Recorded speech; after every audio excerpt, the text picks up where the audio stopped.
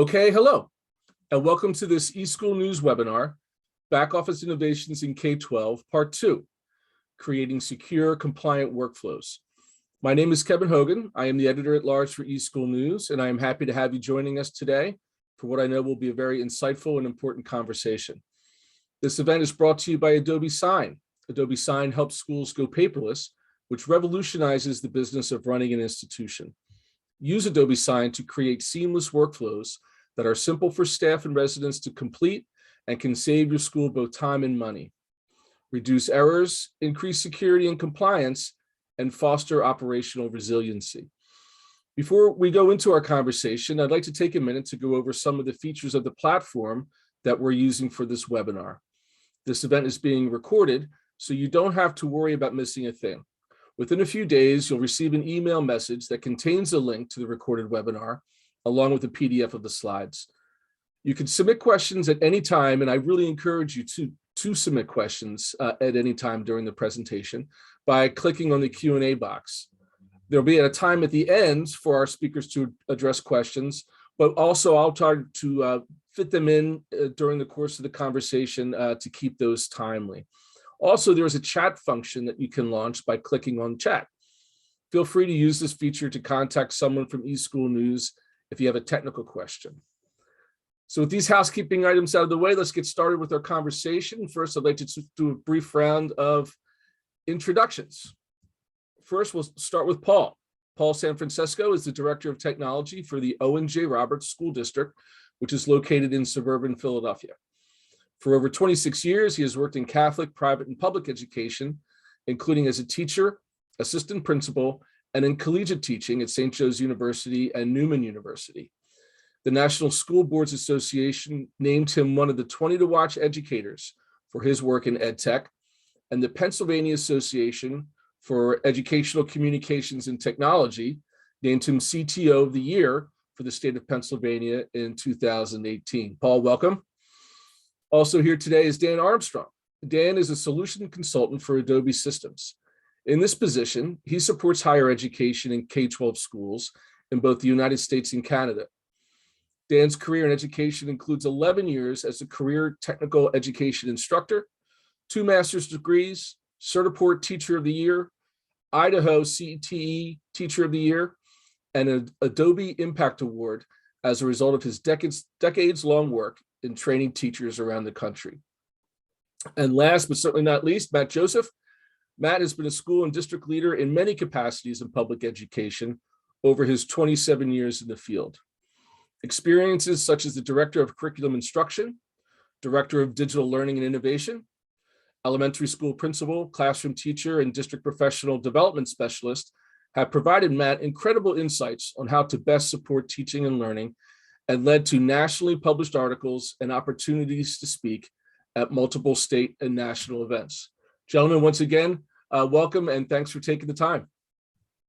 Thanks for having us, Kevin. I think maybe we could get started by doing a little bit around the table to talk a little bit about more of each of your experiences, specifically when it comes to the use of forms automation and specifically the security and data privacy aspects around this. So this is webinar number 2. Matt, you were gracious enough to be on the first panel where we talked and focused on the particular efficiencies when you implement these sort of systems into a district. I encourage our audience to go and check that out as well. But in the course of those conversations, we found a lot of interesting insights coming up when it comes to the idea of making sure that these systems feel safe, not only to faculty, but also now, especially to parents, as well as to students and other administrators, now that things which I like to call BP before the pandemic, and currently we're unfortunately still within it. These sort of systems and these sort of techniques really seem to have accelerated in their use because we had to, whether we like it or not, right? So Paul, maybe we'll start with you, talk a little bit about your experience with e-signatures, digital signatures, forms process, BP before the pandemic, and where you see the state of play in your district right now. Sure. Before pandemic, we weren't really into e-signatures. Everybody required wet signature. Had to be in person and staying away from that. We were getting into a little right before, but especially in the special education area, and it was very still a little, old school. We want people to come in and sign the IEP. We want people to come in and do that. And then we hit the pandemic, and then it was, what do we do? And we had to go digital signatures. So we were very careful. We didn't rush into it because of the security piece. We watched a lot of our neighboring districts go into it, and they fell into a security trap. That we had a lot of spoof emails come through with, hey, sign this. Hey, do this. Hey, this is from the district. I mean, that scam happened big time during the pandemic, and especially in the beginning, the scammers got on and were sending spoof things saying, hey, sign this, put your information here, put your passwords in here. And all of a sudden they thought it was digital signatures from the district, and it wasn't. So we really had to be careful on what product we chose, what we did, how we rolled it out. And we were very careful with that, and educating parents that it's going to come in from these people, this account. You're not going to see it from a generic O&J Roberts account.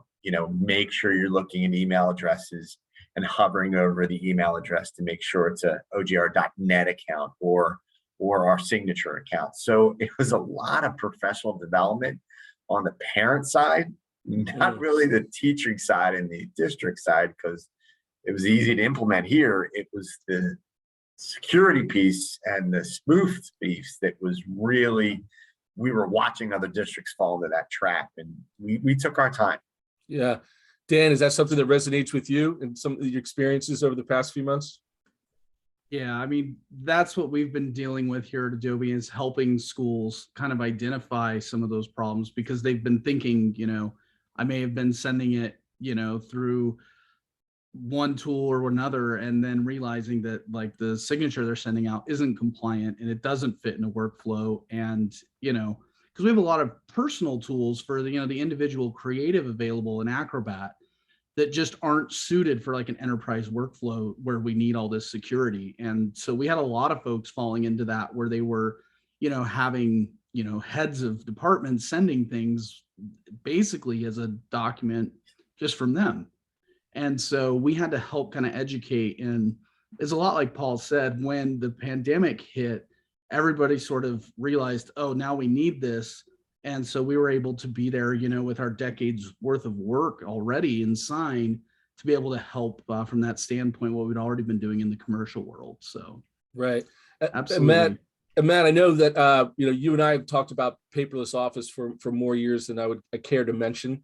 I know that you've been in districts and employing these technologies before it was cool and before the pandemic, but I'm sure you've seen some transformations over these past few months as well. Absolutely. And I definitely don't want to repeat what both of our first two esteemed colleagues have said, because it's incredibly accurate, but I'm going to take it from a different perspective. We're taking from a building principle lens, and where the security came into effect was the pandemic hit in March. And what happens in May is teachers' final evaluation, and they wanted to print everything out and sign it. And it became a concern for building principals. At that time, I had gone into central office, but I was overseeing kind of the process as the curriculum director. And it was a real struggle. And it wasn't even about the signature. It wasn't about the technology. It was about the trust, and building that trust around having the secure data. And even though we were using a third-party platform to do our evaluations and all the forms were online, teachers still wanted to print it out, sign it, and hand it to the evaluator. And having this process, it really opened up the opportunity to have the conversations. What's the difference between a checkbox signature and an actual signature, and really working through it. So for our teachers, I don't want to say it was a good thing, because I would never say that, but having an opportunity in the late spring to really work out some kinks with digital security around forms and around evaluation. When it became the next year, essentially the past school year, when we worked with families, teachers were a little bit more articulate around it. And they could say, when they came back in September, started as we talked about, Paul was talking about IEPs, the IEP process, they could say, we had to go through this in June, signing our goals. We had to go through this in signing our evaluations. And I encouraged teachers to say it was uncomfortable and vulnerable, not because it called them out, but because it shows an evolution. And I think from the BP, as you had said, getting into the early stages of it, it's about the trust of it. And I think one of the things with Adobe is that it's a trusted name, it's a trusted source, and it's a trusted company that's been around. So when you're using it, it builds that trust. And for me, that was the beginning part of that shift into utilizing this digital data security and doing things online.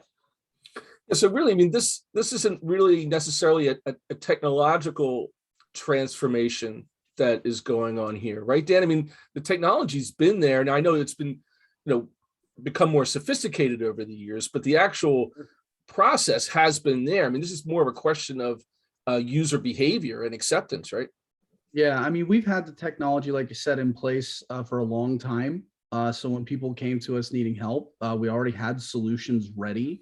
It hadn't been used very much in the education world, because I think of what we're talking about here is there was that level of trust, because you see someone at the board meeting and you have them sign the paper. And I even had some folks that said, I don't want to let go of that process. And then the pandemic sort of forced that into their world. So, but because of how long we'd already had the solution, the depth of it, and the ability to adapt to whatever signing process that people were trying to go through, they could see pretty quickly, like, this could solve my problem, make it quicker. But still, I mean, I had one of our lead security guys on almost every call at some point with a customer, because they wanted to know where the data is being stored, how it's being handled. And I think it really comes down to, I mean, we've been taking care of the pharmaceutical industry, all kinds of large business and commercial for a long time. And that really helped a lot of schools go, well, I mean, if, they can take care of this multi-billion-dollar business, I think they can help take care of our school. So that was a really big point for us to be able to help people. So to point out that these practices, in fact, have happened in other industries where maybe the information might be even more sensitive than your average school board, document. That's why we started PDF, right? Is we needed secure documents. And so we've been in that business for 25 years, or more now, actually. Yeah. So I think it was very helpful for a lot of schools that needed decision makers on board that just weren't ready to switch to digital. Yeah. And Paul, you had mentioned parental development as much as professional development when it came to the use of these. Would you say that PDFs were kind of common practice in your district, but taking it to that next e-signature level was a kind of a bridge too far? Yeah, I mean, as you know, with Pennsylvania, Kevin, you're very familiar. Anything in education at change requires security, legal, the state making decisions that we can do this, the federal government making decisions that we can do this, changing process. It wasn't just flip the switch, here it is. It was we had to cover our bases and make sure the process could change legally, and security wise before, we'll just do an e-signature. Well, if we get sued, where's that data?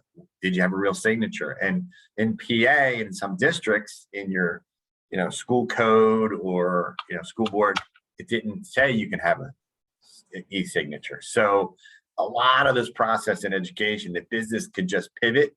We can't. And it's just over and over. And again, the parent wants that IEP. They don't want it in the cloud. They want to see it, where to go, because a lot of people got identity theft especially over COVID, the pandemic, it happened. And they want to come in for that IEP meeting. They didn't like Zoom. So we're going back to normal. No, we're still doing, and it's that whole process of not just the PD development, of the process development, that it's not as easy as a business saying, we're going here. And I hear everyone across the country saying the same thing. Like, it took us a pandemic to change the ship to move to this area.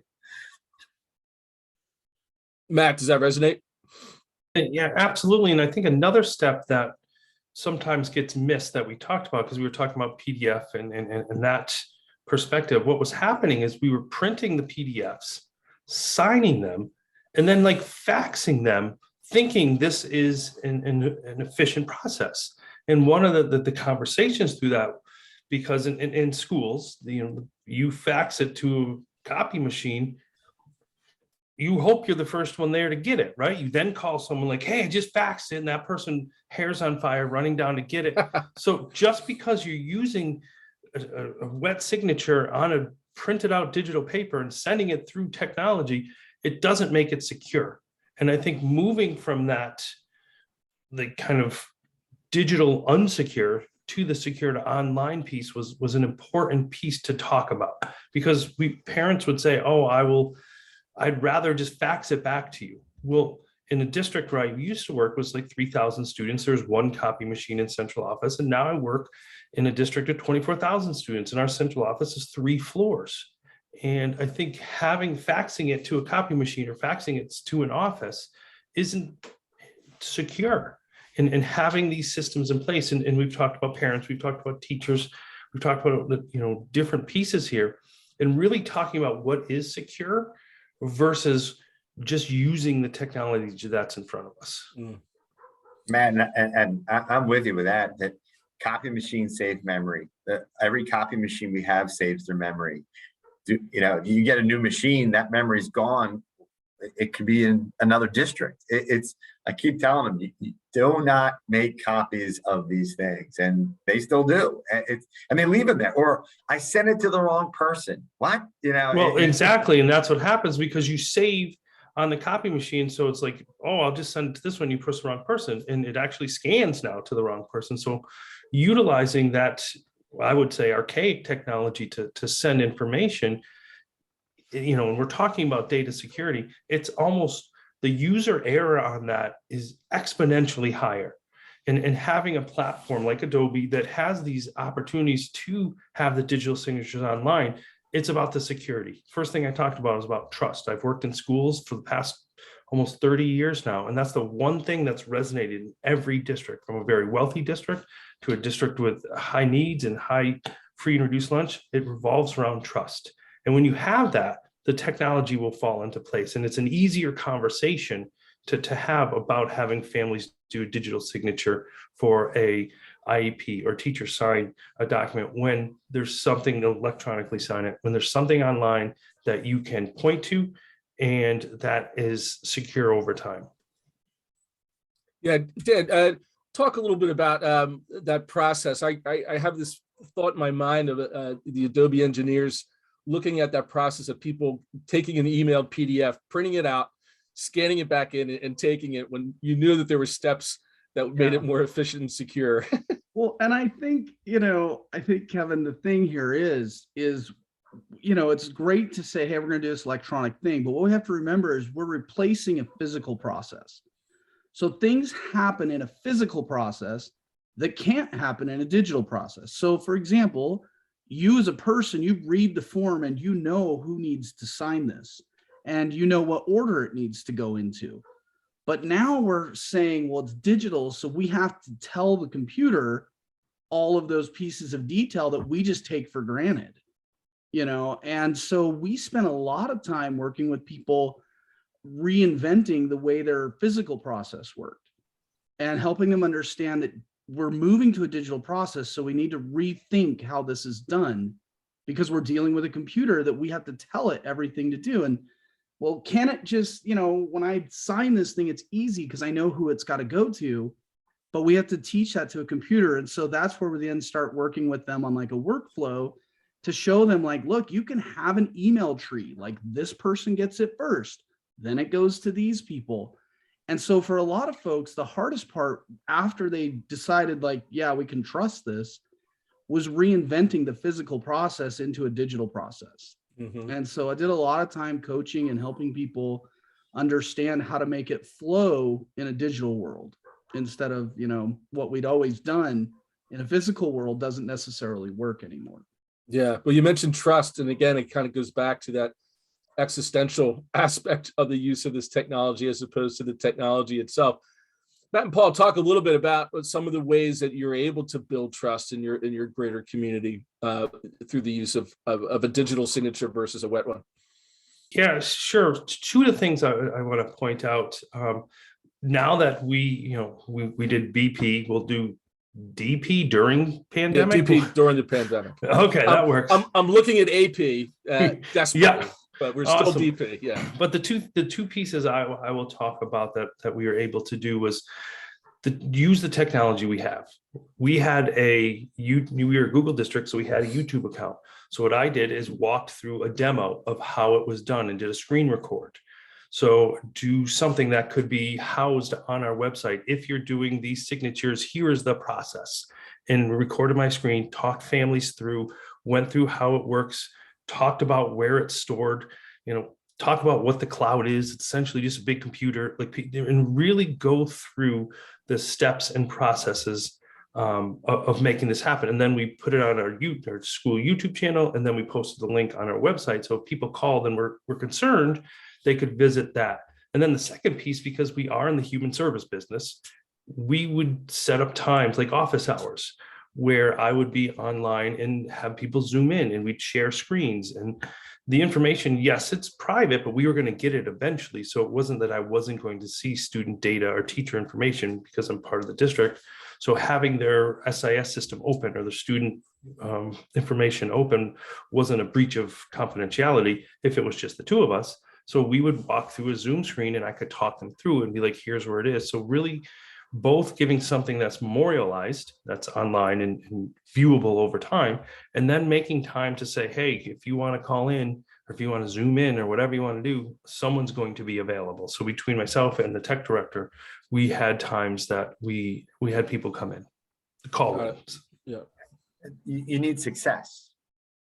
You need to have success. If you plan this and do a process and it's successful, that's how you build trust. And there's going to be mistakes. There's going to be bumps in the road. Everybody knows that, but they don't want to see failure, and that's a huge thing. If you don't plan and do this the right way and just throw, we made a mistake. Oh, there's another one. There's another one. Forget it. You're not going to build the trust.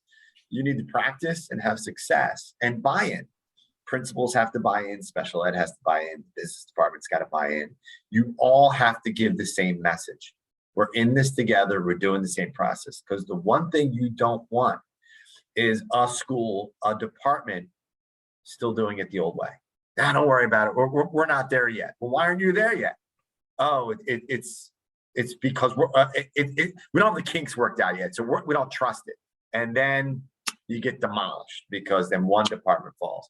You need to have everybody on the same page, no matter how tough it gets in the weeds. Everybody's still looking at the same course. This is our goal. This is what we're doing. And you have to have that support, because once you get that break and a department goes back to signing, goes back to the old process, that trust falls apart. And they have to realize we're going to make mistakes, but we can fix them real fast. We can do this. We're going to plan for this. And that's huge when you have that buy-in and everybody on the same page. And that takes trust. They have to trust you that you're going to be successful in supporting. And my phone rings 24/7. It could be 12 o'clock at night. Principal's texting me. I got an issue. What do you need? You need that to make it work, or it's gonna take longer and harder. Yeah, and I think that the biggest piece in this, as we start to look post-pandemic or whatever verbiage you used, I know we used all that one's not going to work. PP's not going to work. Yeah, AP after AP. pandemic. Yeah. One of the things we want to look at is departments or grade levels that we can work really closely with to make this happen. And one of the things that I was asking our teachers is start with some low stakes opportunities, because if the first time a teacher digitally signs a document is their final evaluation, they're going to be tense. Just like if you just put someone in front of a computer and here's your entrance exam without letting them know this. So having permission slips or having schedules or something that's low stakes go out first and really have people practice it and see the intricacies. And if there is an error, it's not going to be something that can't be corrected, so that teachers, parents, principals for that matter, can see this workflow in process with low stakes. So when it becomes time for an IEP or a college recommendation or something that's a little bit more high stakes, it's not the first time they've done it. Yeah, I keep hearing IEP and special ed. And as I think about the conversations I have, those seem to be probably some of the more forms intensive departments or aspects of a district. Would you recommend those to be the first as a starting point or a pilot project, or maybe start with something maybe a little bit less daunting and then move on to that? Well, because we keep bringing that up, it's compliance. I mean, those had to get signed. I mean, there's legal ramifications for not having those things. So when the pandemic hit, that's high. That's high on the level. But unfortunately, it had to happen because they don't sign the IEP. They don't do that. Districts get sued. We didn't do this. So that's why you always hear the special ed piece, but then the security, then that whole thing ties together, because that was a non-negotiable. Everything else, Matt is right. Bring up the permissions, let's bring up that stuff. But when you get to the special ed area, we were all in a jam because you needed signatures. There was no negotiations on that. So you kind of had to. And now you're saying, all right, we're doing this. Why aren't we doing everything else? And then that's where the hemming and hawing comes in. Well, that's special ed. You have to. Well, why can't we? And where's it going? How are we keeping it secure? I'm sure, Dan, you've dealt with that. Yeah. 24/7. Well, I was going to say, that's how almost all of our conversations started. I'd say probably 80% of the customers I worked with in the last 2 years was, the folks at the top of the district saying we have to solve this IEP process. And so the way we're set up, they just, bought what they needed for that one thing. And then after we were successful there, then they said, well, could we use it to do this next thing?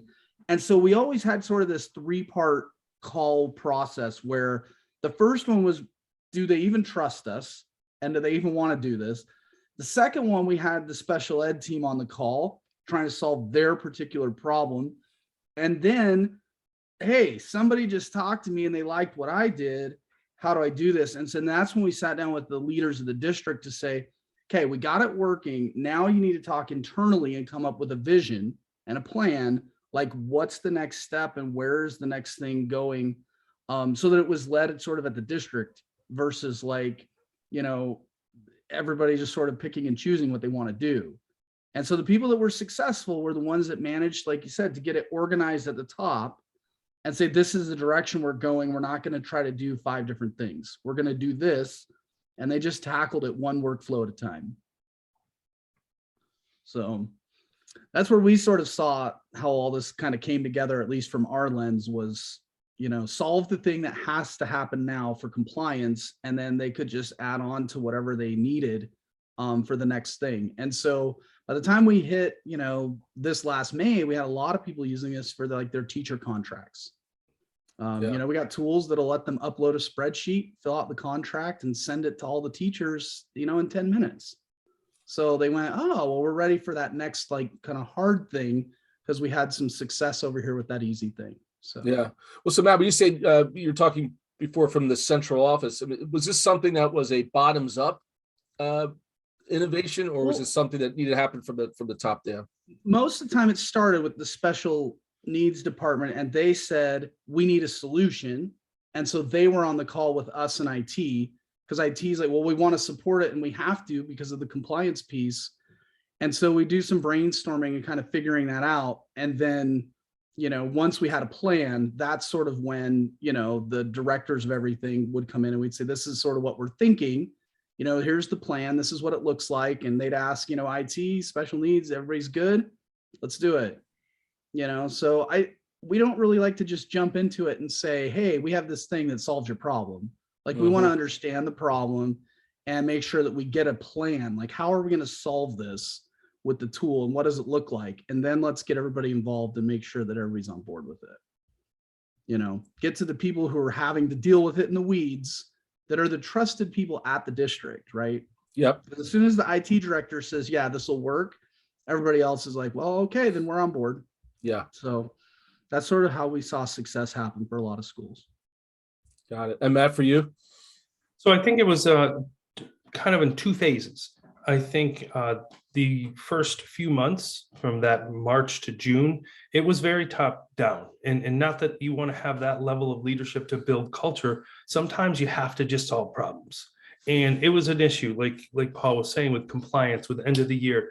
And we came in with a small group of us who had some experience, vetted a couple solutions and said, this is how it's going to happen for the spring of that school year. And we solved the problem. We got to the finish line the best we could, but then started the education. We didn't, not that it wasn't important and there wasn't time to educate everyone. The immediate solution was compliance and getting all of our student information to the state of Massachusetts to make sure we had the end of year, June 30th requirements done. Then over the summer, more into August, early September, that's where the education started, where I did the videos, where I did the call-ins, where we did certain things. And then it became more of a leading from the middle. Okay, here's what we have to get done.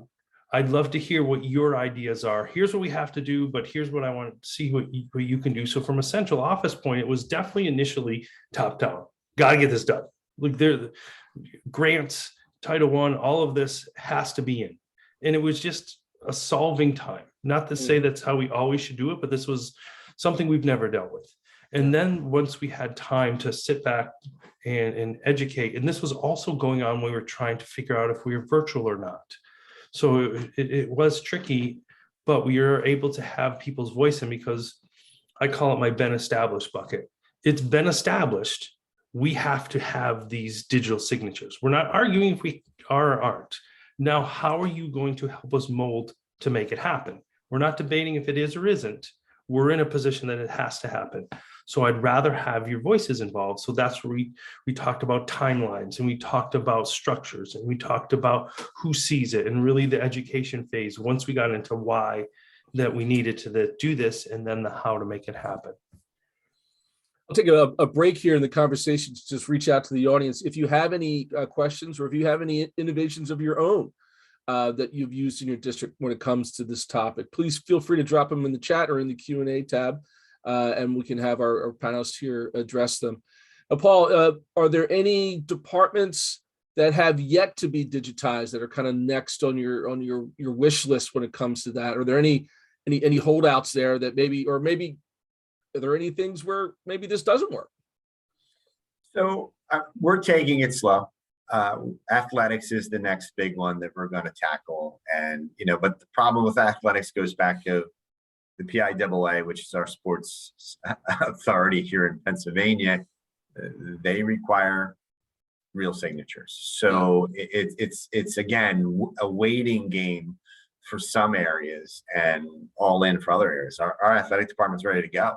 They want to go full electronic. And the issue is physicals, this, that, signatures by the doctor. It's a whole process that's out of our hands.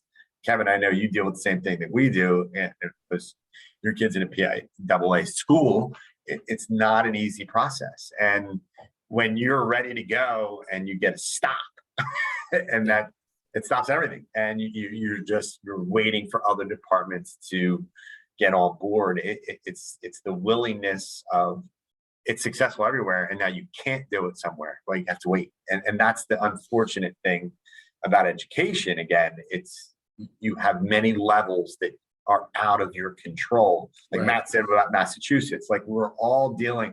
Well, that state's doing it. Well, our state's not doing it, and you really have to be careful on what you put in place to make sure you are compliant, and work with the vendors and everybody else to make sure you can and cannot do this. But for departments with us, they're really on board, from business department to everywhere else. So it's a waiting game for us with outside agencies. Yeah, I'm sure as soon as my youngest graduates is when Pennsylvania will get that all completely automated, right?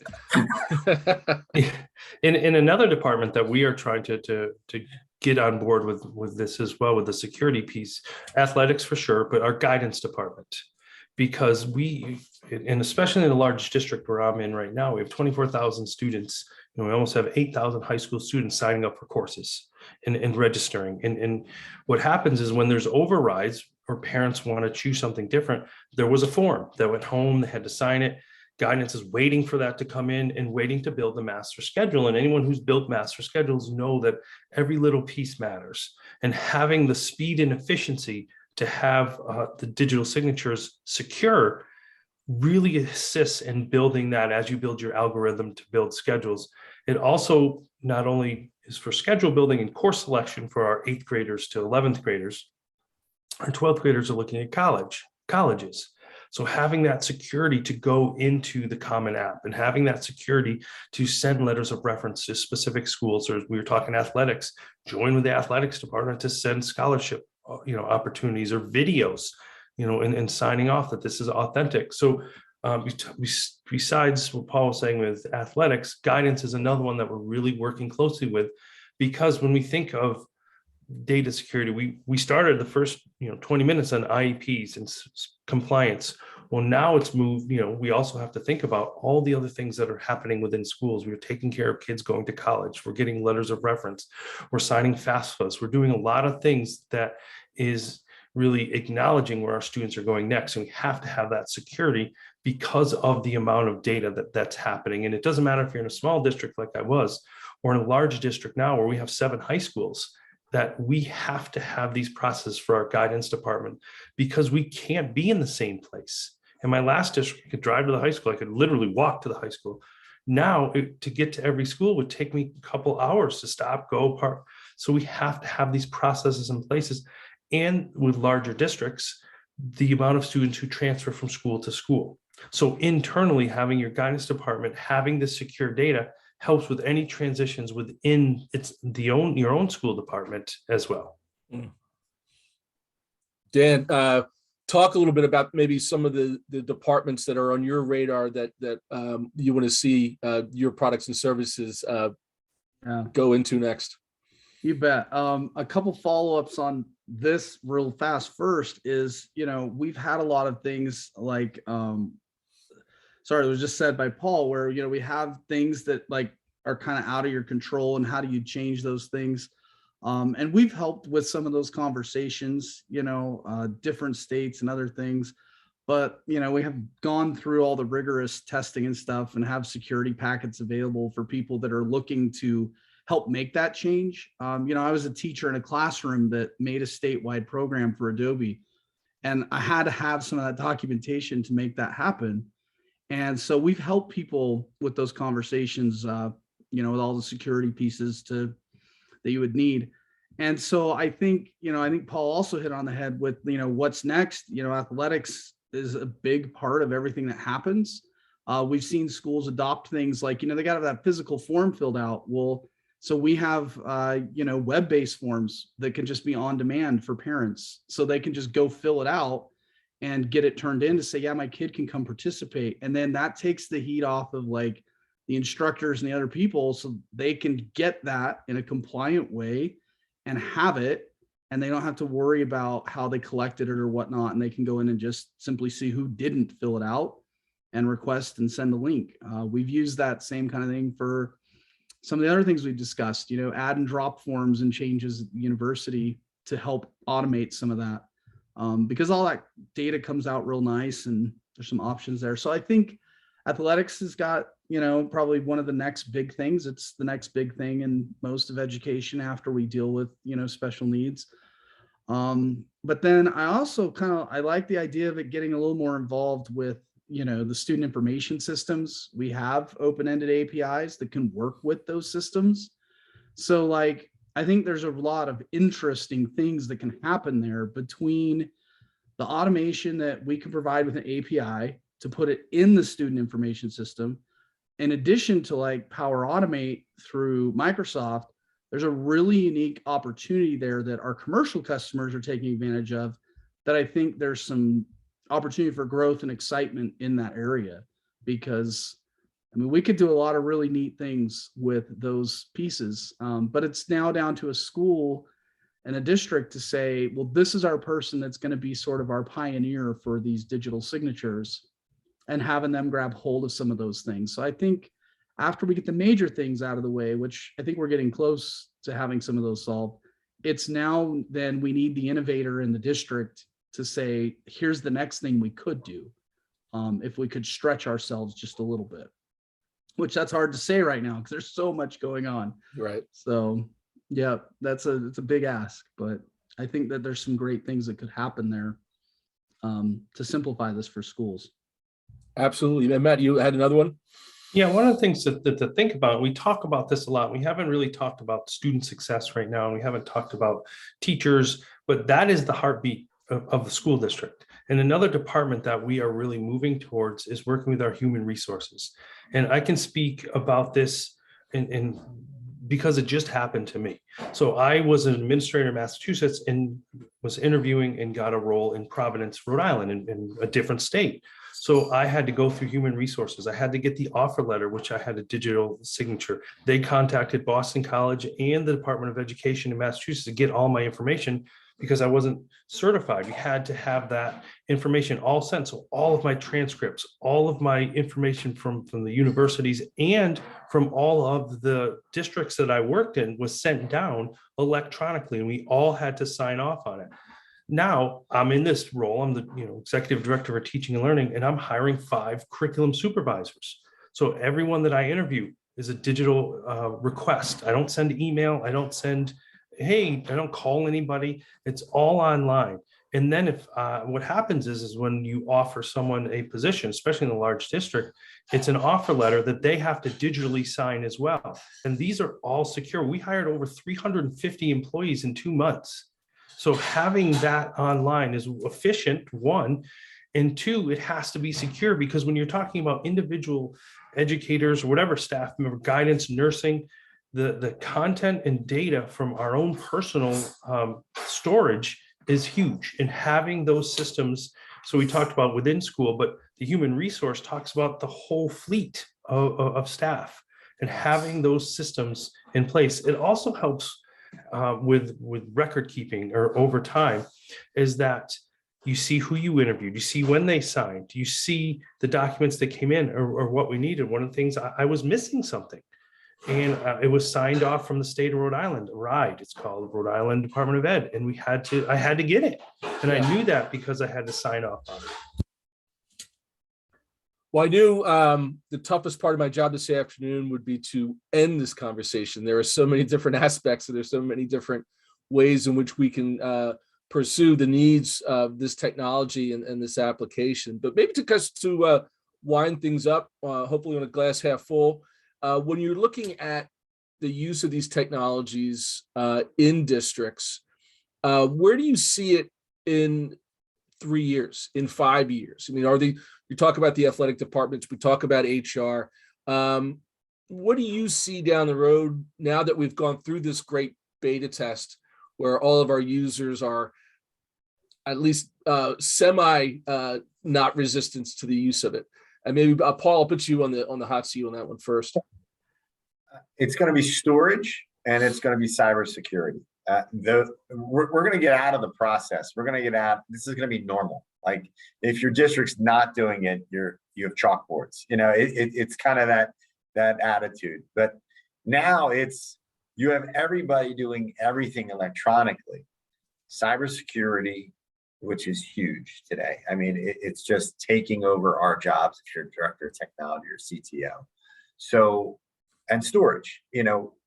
How records retention, what's your policy, what are you doing with it? Like now it becomes the back end of it and the maintenance and the categorizing, because it's great we talk about HR, athletics, this, that, whatever.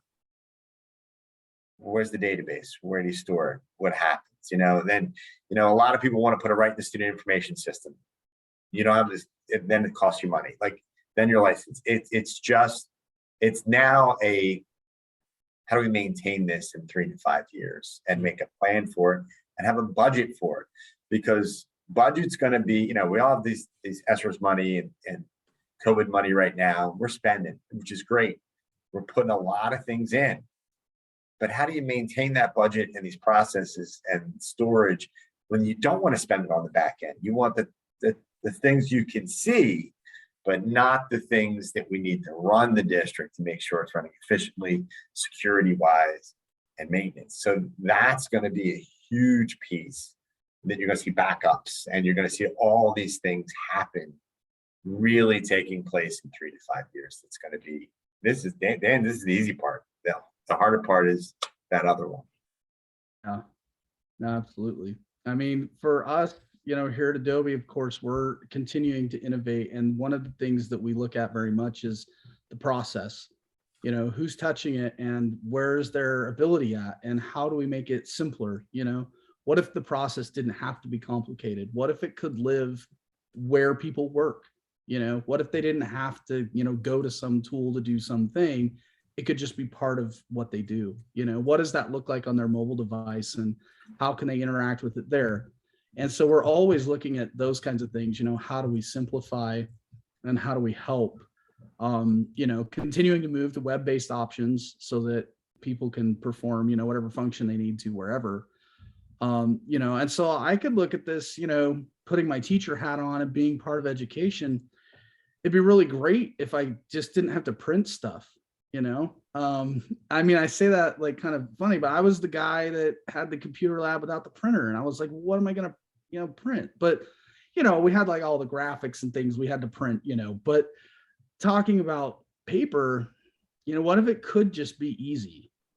And that's what we're working on, is looking at, we had a solution that will work, that will help save the day, if you will. But now it's about optimizing it and saying, where are some of the pain points and how do we continue to improve this? We've got some great mobile apps that take care of a lot of things for us today, like Adobe Scan, that can really do a great job. But what if in Word, people could just be integrated? When they're in their Teams call today, even they can send for signature right then and watch the person sign it.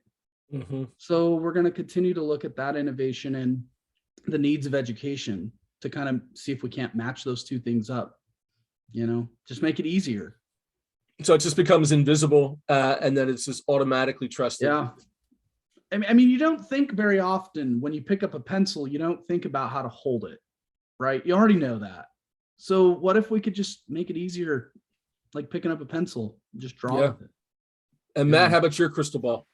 So I'm going to go off of what both said, because I think both are incredibly accurate, but I'm going to take Dan's and go in a different direction, because it will be even more efficient in 3 years. And because it will be easier, where I think we also need to make sure we spend the time is educating our parents and our teachers to read what you're signing, because it's so easy, because you're going to get the efficiency of the electronic signature, that you're signing a legal contract. You're signing your contract to work here. You're signing your student's IEP. You're signing to, insert example, because it's efficient. And we're talking to people here who understand that, but that's the education that's going to come in 3 years, because it could be a thumbprint, who knows?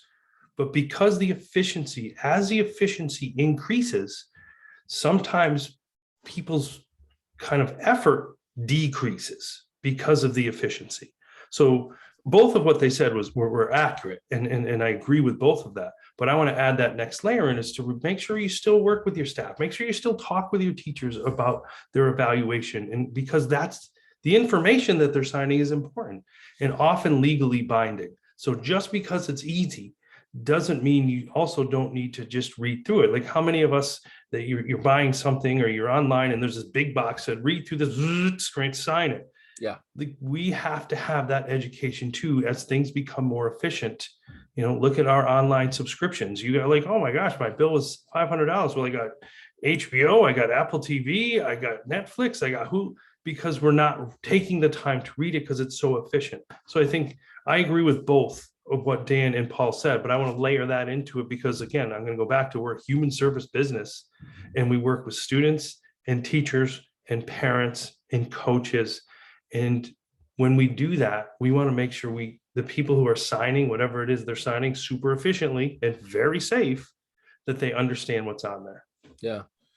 Well, I see that our time is just about up, so I'm going to wrap up the conversation here. Thank you, gentlemen. A really insightful conversation. I think got a lot out of this. And I think the sharing of these sorts of best practices are going to do nothing but help improve the way that we teach and learn. So I'd also like to thank our audience. If you have a question that didn't get to in the Q&A portion, someone from Adobe Sign will be following up with you directly.